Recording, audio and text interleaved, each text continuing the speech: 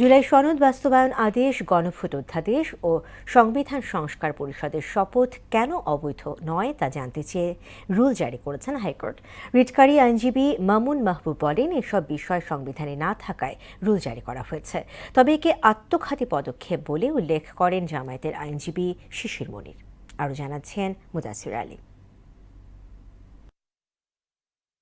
জুলাই সনদ বাস্তবায়ন ও সংস্কার এবং গণভোটের অধ্যাদেশ কেন অবৈধ নয় এ মর্মে রুল জারি করা হয়েছে। মঙ্গলবার বিচারপতি রাজিক আল জলিল ও বিচারপতি মোহাম্মদ আনোয়ারুল ইসলাম শাহিনের হাইকোর্ট বেঞ্চ এর রুল জারি করেন। রিটে মন্ত্রিপরিষদ সচিব, আইন সচিব, জাতীয় ঐক্যমত্য কমিশন এবং সিএসি সহ সংশ্লিষ্টদের বিবাদী করা হয়।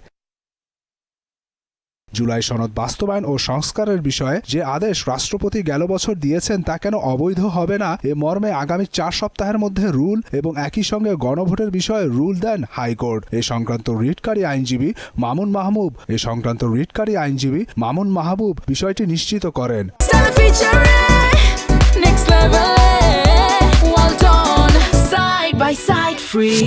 সংবিধান সংস্কার বাস্তবায়ন আদেশ কেন অবৈধ হবে না সেই মর্মে 4 সপ্তাহের মধ্যে রুল দিতে বলেছে। গণভোট অর্ডিন্যান্স যেটা সেটাও কেন অবৈধ হবে না সেই মর্মে রুল জারি করতে বলেছে। তিনি বলেন, এসব বিষয় সংবিধানে না থাকার কারণে রুল জারি করা হয়েছে। আমাদের সংবিধানের 93 অনুচ্ছেদে সেখানে আছে রাষ্ট্রপতি এমন কোনো অর্ডিন্যান্স করতে পারবে না যে বিষয়বস্তু আমাদের সংবিধানে নাই।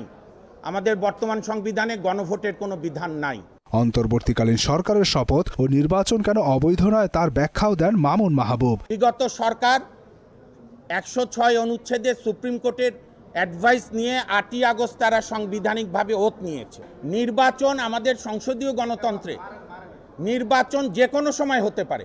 এদিকে একে আত্মঘাতী পদক্ষেপ উল্লেখ করে সরকারের সংশ্লিষ্টতা রয়েছে বলে দাবি করেন জামায়াতপন্থী আইনজীবী শিশির মনির। যেখানে বিএনপি সহ সকল রাজনৈতিক দল একমত হলো, সেই 30টি বিষয়কেও রুলের অধীনে কার ইনস্ট্রাকশনে আনা হলো এটি আমরা এখনো পর্যন্ত বোধগম্য নই।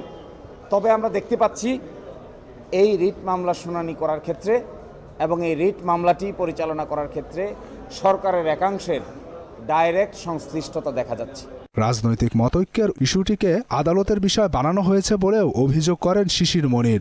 5ই আগস্টের পরে যে সংস্কার কর্মকাণ্ড পরিচালনা করার জন্য যে উদ্যোগ নেওয়া হয়েছিল সেই উদ্যোগটাকে রাজনৈতিক মতৈক্যের বাইরে নিয়ে এসে আদালতের সাবজেক্ট ম্যাটার বানানো হলো।